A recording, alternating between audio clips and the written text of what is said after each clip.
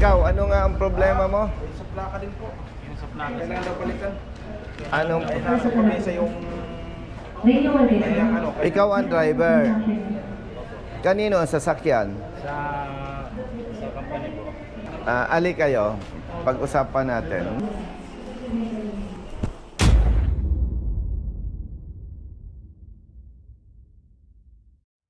Opo ka, kapatid. Ang plaka ng Wala po. 10-wheeler mo, Green plate pa po. green plate, Opo. Pero po naka-rehistro naman. nakariso. Opo. With respect sa iyo, pakicheck nga. Sige sir. Ang truck, hindi sa'yo. Hindi po. Driver ka. Opo.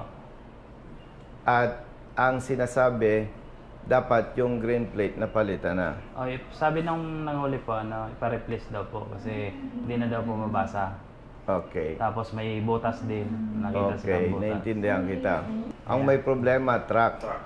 Opo. Ang may-ari, boss niya. Ang hindi maganda na dapat itama, itong driver na kapareho niya, ang napeperwisyo. Opo. Na dapat, ang ginagawa ng LTO, titikitan siya, isusulat ang driver's license, yung detalye, permahan mo. Pero dapat hindi siya kumpiska ng lisensya. Anong purpose ng ticket? Nandun yung pangalan niya at detalye. Tapos pumirma siya. Siya ang lalabas na witness na yung pagkahuli sa truck, tama at totoo. Pero hindi siya dapat napeperwisyo, nakapareho nito. Di ba? Ay katulad niya, expired ngayon yung ticket niya. O di, hindi na siya pwedeng magmaneho. Eh, hanap buhay mo yon. Sabi ko, ma'am, nasa probinsya po yung truck. Paano po yun, ma'am, pag ilang linggo na Hindi niya kayang utusan yung management. May problema rin sa LTO, yung availability ng plaka? plate. Ay kung 1 month, 2 months, 3 months, hindi masettle dyan, edi wala siyang hanap buhay. Hanap buhay. Nagdasal ka ba? Bago ka siguro pumunta, nagdasal ka, ano? Naggaganan lang po. Oo, kita mo. Nagganon lang siya. Sabi ni Lord, pumunta ka sa LTO, pupunta doon si Colonel Bosita. Totoo lang, sir, nakasakay na po ako sa motor eh. May nagsabing tao na sa akin na tawag mo kay Kong. Tapos sabi niya, balik ka dito, nandito sila eh. Tumakbo po ako. Palis na pala ito eh.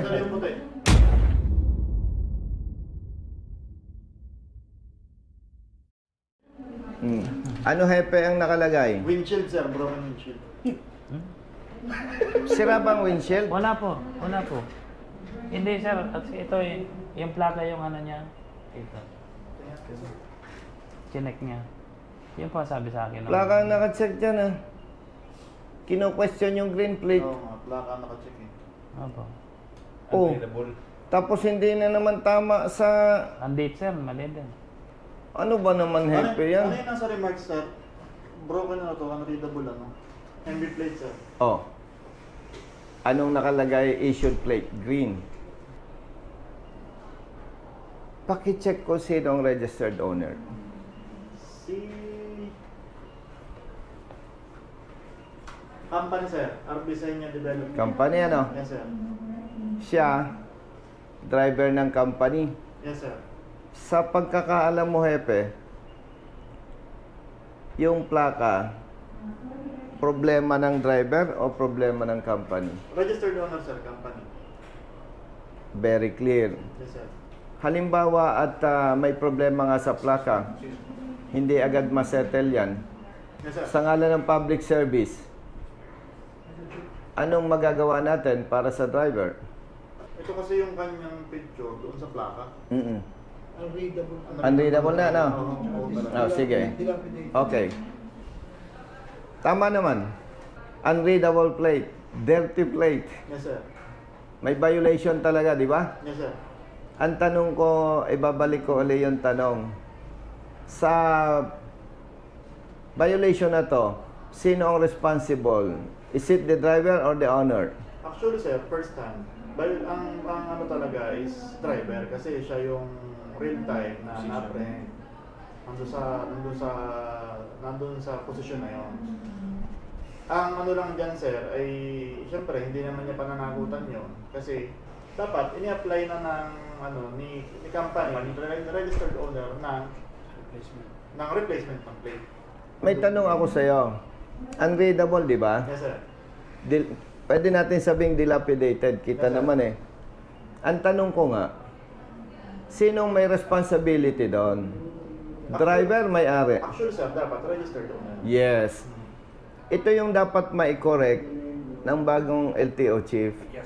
Kung ikaw ang boss niya, do you think kaya kanyang utusan? Boss, paayos mo na muna itong plaka. Kaya niyang gawin? Hindi. Hindi, sir. Okay. Number 2, nahuli ng LTO, dilapidated plate, unreadable plate, kinumpis ka ang lisensya niya.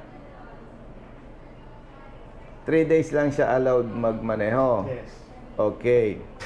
Kung magsumbong siya sa boss niya, boss, nakahold yung aking lisensya eh, pakiayos nyo naman. Real talk. Do you think, Hepe, mariresolve yan ng madali lang sa parte ng may-ari at sa LTO? Hindi, di ba? Hindi rin, sir. Hindi rin. Oh. Nakaya Ngayon, issue, sir, eh. malinaw na malinaw doon sa problemang yon, hindi problema ng driver. Kaya ang siguro mai-suggest natin sa LTO, sa kapareho niyan, okay lang mag-ticket, kopyahin ang detalye ng driver, papermahin ang driver, ibalik ang lisensya. Ano ang purpose? Para maging ebidensya yung ticket na yung truck na yon may violation sa plaka. Pero imumungkahi natin sa LTO chief, sa ganitong kaso, huwag namang kumpiskahan ng lisensya ang driver. Kasi kung 1 week, 1 month, 2 months bago na ayos, di ilang months siyang walang hanap buhay. Ngayon, nandyan na yung problema. You as the chief, malinaw naman sa'yo ang violation sa parte ng may-ari ng truck, yung company. Yes, sir. Paano natin mariresolve na hindi naman masakripisyo yung katulad niya? Hindi naman natin kino-question yung Yes, sir. sa violation. Yes, sir. Kasi totoo naman, Yes, sir. Totoo naman. ang ano lang doon, maklear itong driver at legally speaking, talaga Yes, sir. namang kahit saan makarating, walang magko-question sa iyo. Willing naman ang bayaran namin. Hindi, babayaran namin. Babayaran natin. Padala ng pambayad yung may-ari. Ang issue lang daw po, hindi madala sa sakyan. Di may multang 5,000 pesos. At totoo namang may violation, di ba? Yes, sir. So outrightly, pwede ninyong ma-release yung lisensya ng driver. Ang naka-alarma lang yung sasakyan. I-advise mo sa company mo, tanggalin yung plaka, pumunta sa LTO, dalang ORCR. Sir, mag-a-apply ako ng replacement ng plate na to. May babayaran doon. Pero dahil hindi agad kayang gawin ang plaka, mag-i-issue yung LTO, tatanggalin yung plaka, dala yung ORCR, pupunta sa LTO, sir, mag-a-apply po kami ng replacement ng plaka. Di magbabayad. At hindi naman kayang gawin agad ang plaka, di ba? Yes, sir. Mag-i-issue ang LTO office ng authority to use improvised plate. Gagawa lang ng plate, temporary plate, ilalagay doon yung plaka. Dala-dala lagi yung... Authorization. So, babayaran na niya ngayon yung multa, marirelease yung lisensya. Yes, sir. Ang naka-alarma, yung Plate number, sir. Registered plate owner. number, Registered owner. yung company, yung sasakyan. So, okay na. O, iwanan na kita. Thank you po, sir. ah. Chip, 2 hits. 2 weeks. Salamat.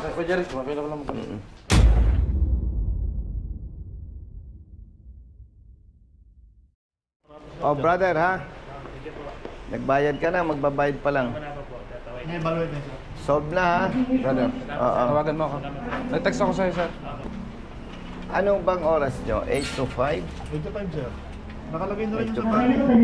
Dito sa charter namin, sir. Ay, ganon. Brother, anong ginagawa nyo dito?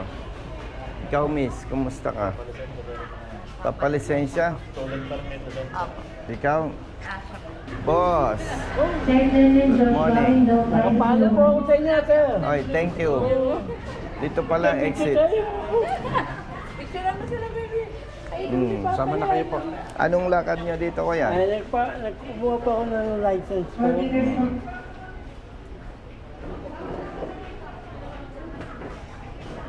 Babaguhin ko ba yung picture signature? Okay, thank you. Okay na po yan. Thank you. Buti na papunta kayo dito. Eh, nandito ka. Baby, picture mo kami. Okay. Thank you po. Sabi mahirap ang buhay, bakit hindi naman namamayad? Taga personal pa yung para-build kasi Di ba? Sarap magluto ang nanay mo. O Brother, ikaw, sticker. hindi ka rin namamayad, Sir, brother. photo lang, heart size, battery, window type po. Thank you. Thank you. Brother. Ingat. Hindi mo. Oh, ito muna, bayad na to eh.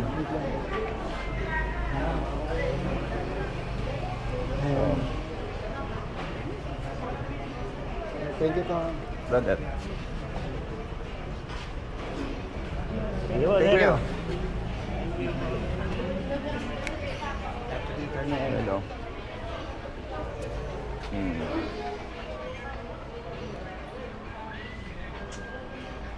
Pinapasikatan ko si Hepe, bayad tong mga to eh. Sabi ko, paglabas ni Hepe, Picture. papapicture kayo, papasikatan ko eh. Thank you. Sir, ingat. Ingat lang. Sir, sticker. Let's go, brother.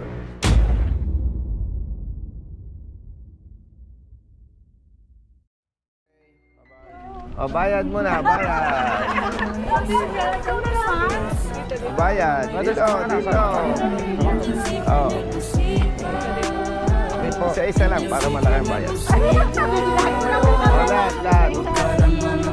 Okay po. Mike po. 1, 2, 3.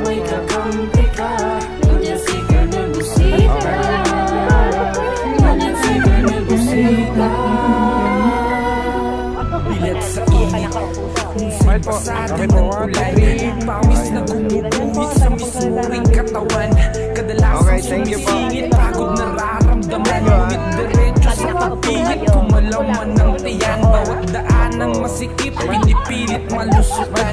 Marating lang ang lugar na dapat kong puntahan. Maihatid ng pagkain, serbisyong nakalaan. Para sa mga taong kailangan kong pagsilbihan. Napili kong hanap buhay, makipagsapalaran. Magdamag man sa daan, puyat man ay tatatagan. Para sa pamilya ko, na laging nakarapat. Handa akong gawin lahat, mabuhay lang ng marangal. Kahit pa may sandaling, tila ba natatapakan ng karapatan sa tuwing minsan ay nararanasan. Di patas na pagtingin ng ilang nanunungkulan. Mga taong abusado sa kimsa kapangyarihan. Mga badi ka nag-iisa, basta't nasa tama may kakampi ka.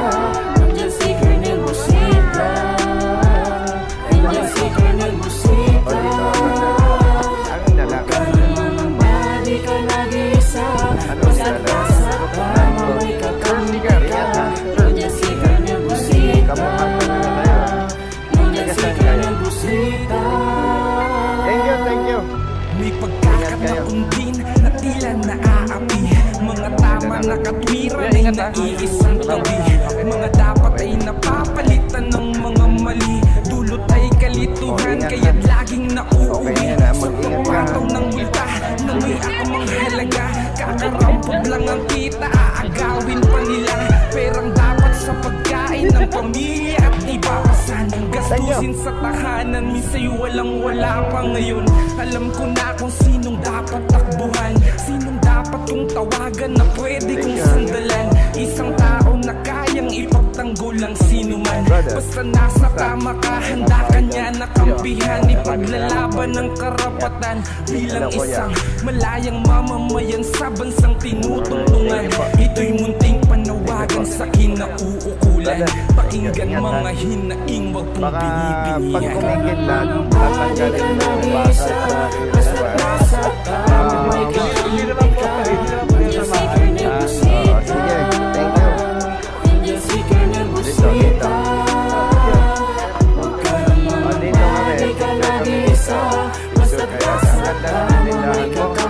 Ganda ng restaurant. Ikaw, yan ang galing. Picture po tayo. Thank you po. Thank you po. Hindi ko, nandiyan ba siya ngayon?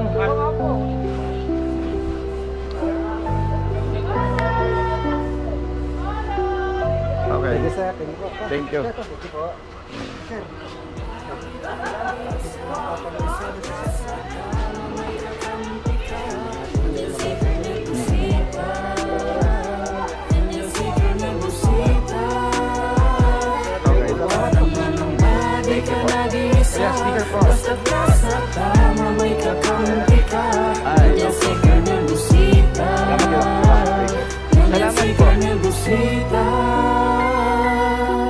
Bilat sa init, minsay basa din ng ulan. Pawis na gumuguhit sa mismo ring katawan. Kadalasang sumisingit, pagod nararamdaman. Ngunit diretso sa pagpihit, kumalaman ng tiyan. Bawat daan ng masikip, pinipilit malusutan.